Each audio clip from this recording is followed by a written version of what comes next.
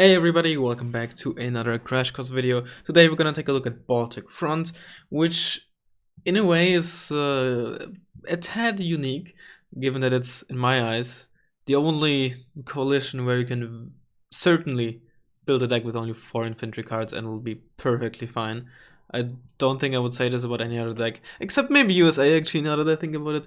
But as straightforward as it is to build, really, despite the whole, pay to win, OPness, and etc., it has some interesting things about it. But let's get into it.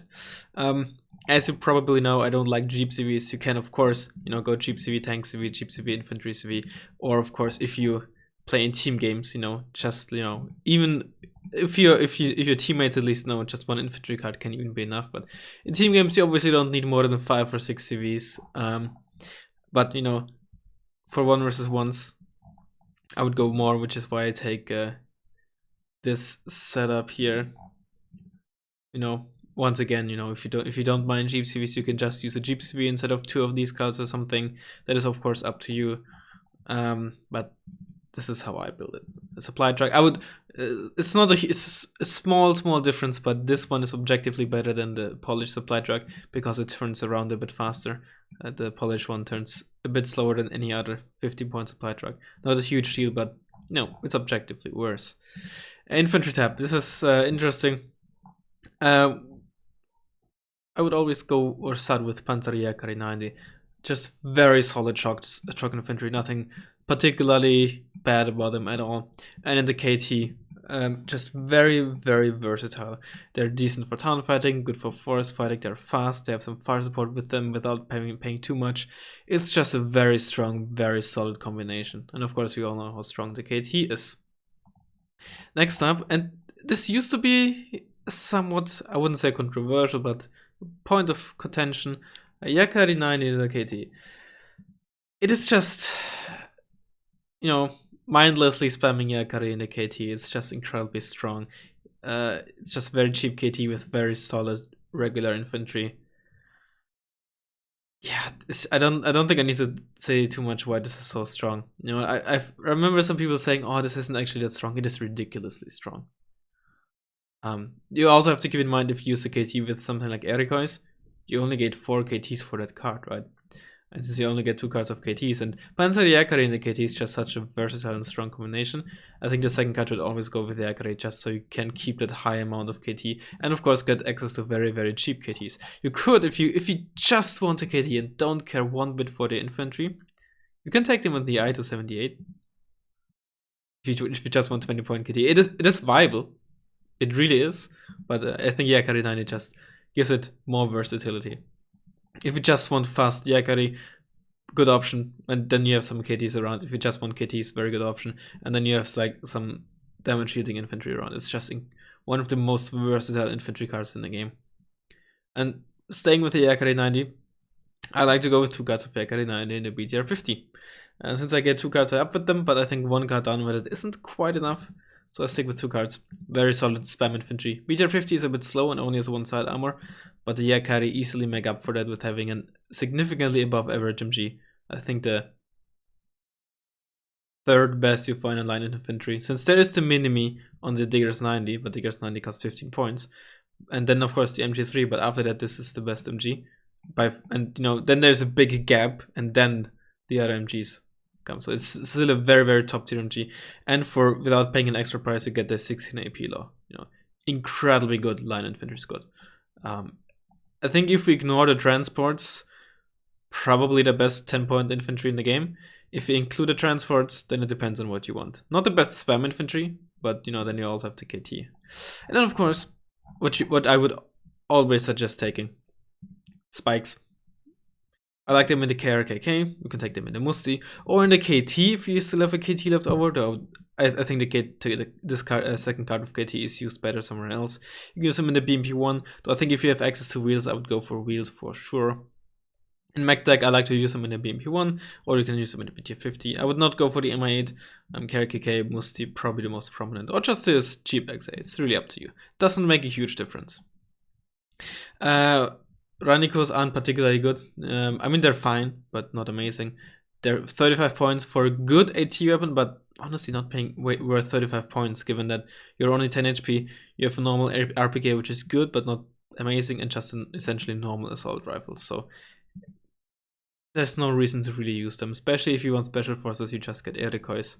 You can take, since I was saying you can only use 4 cards of infantry, that it would be removing either card of the Yakari, really. But you can also use Spadochroniarce in score 2, for example, if you want cheap town grinding infantry. You can also use for town grinding the Kartinyakari, because their SMG has actually elite rate of fire, so they have a significantly higher, much higher rate of fire than other shock infantry squads, and that really boosts their town fighting capabilities by a massive amount. But outside of that, they don't really have a niche to fill. They're really just for town fighting, but that they do well. If you play mech, Grom in Prom, it is always a good combination. Not needed in Unspec. And I think that's really all there is to it. Don't bother with Subversive Stormovi. And yeah, support you can get away with just running a single card of AA. I wouldn't recommend, but you can, and that would be Osa. But I think it's just not worth skipping the E290. It's just so good.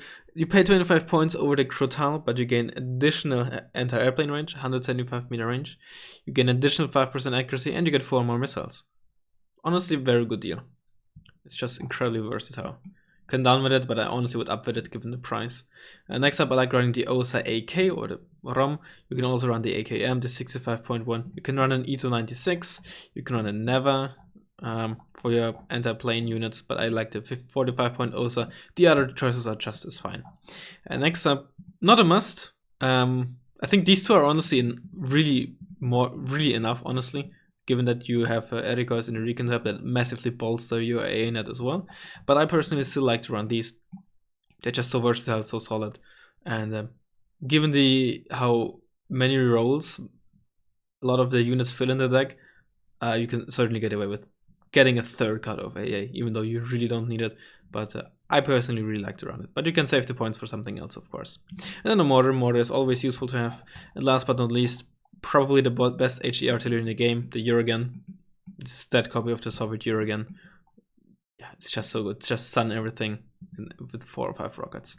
Tank is solid, not particularly good for team games. One of the worst team games tank tabs, but for 1 versus 1's more than enough. Mod isn't amazing, but it is 9 RPM outloaded. It is fast. It has good standing accuracy, not a good stabilizer, but it's not as big of a deal. And especially since tank combats fairly frequently have it in close range, the stabilizer isn't a big deal if you're calm. It can be annoying sometimes, but it is a solid super heavy, and I think I would rather have the medium tank selection that you have here, which is the Wilk line.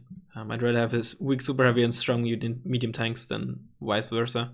I like to run the Wilk. You can also run the Pave, or in team games even both, because you get 1 of each only. Pave is just Wilk is just more versatile and also more forgiving. Pave is more of a there's either it's very good or it's very bad. It's rarely that it's in between. It's really good at like long range engagements against medium tanks. You double tap M84As at max range. Pretty bad at low range engagements because 120 points and 14 armor is just pretty bad. So I would suggest using the Wilk. In team games, down with, and not 1 versus 1, so you can up with. Wilk is just a very good medium tank. And then the Charioteer for some very cheap fire support.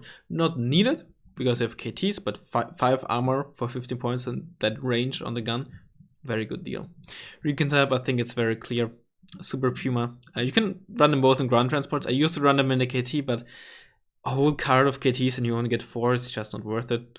So this is the setup that I run. You can also run the BTR 60 PB, given that this is on veteran, the KPVT is not going to be too useless. And then it's really up to you. A lot of people, and me included, like to run the T55P on PSV. Not really needed, but still very useful. I also like to run an additional card of Sissy. Just solid shock infantry. Their SMG also has elite stats, so they're not gonna be too bad against infantry in that range.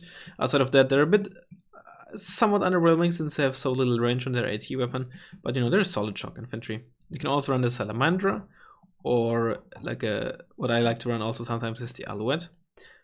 but not enough activation points in this specific deck, but both worth running. If you know you're gonna be up against town fighting, or you have to do a lot of town fighting, you can run Formosa as well instead of like Card and Yakari. And I think that's all that needs to be said. Oh yeah, the BMP ones are also fine. KT has a bit of ammo problems, but if that's not an issue, you know, it's still very solid. 3 front armor. Bushmaster 2. This one is also pretty good. Can fire the Grom and Conquerors at the same time, so nice to deal with like IFVs and such. A bit inconsistent, but in a motorized deck or something, it's still very fine. Vehicle type, nothing really worth taking, but by the end of the deck we're gonna have 1 activation point left over. So oh, actually no, not in this version because around 5 logistics. But if you ever have a point left over in your deck, probably just go for the Stormy. This one is not particularly good because it has to reload after every single missile. This one can be okay, but you know, it's 60 points for 1 armor. Can be a bit iffy, but you know, none of these are like particularly impactful, so yeah, I would like to run the Storm if I have a point left. And in the helicopter tab, KT of course, ridiculously high rate of fire and very short aim time on the gun, although it doesn't have a turret, so the whole helicopter has to turn to shoot at the helicopter that is left or right or something, but still very, very good. And it's much faster than other MI8s because Huge never bothered fixing that. It's just very solid. You know, will win against virtually any helicopter that doesn't have AA missiles as well. Sokol or Soku you can also run. Not particularly needed because you're pretty good against the helos, but if you like an A helo, it's a very good one. It has medium optics, fast, 6 HP. Well, not particularly fast, but fast enough. It's small as well, so that helps with acceleration and not getting hit as much. Iglas are fine. Rocket pods are useful. Gun is bugged, so most of the time it won't shoot, but yeah. If you want proper AT, you can run the HH10 or the MF24W. Both are fine. And air type, of course, you want the MiG-29. No, I hopefully don't need to elaborate on that. Syria for AT.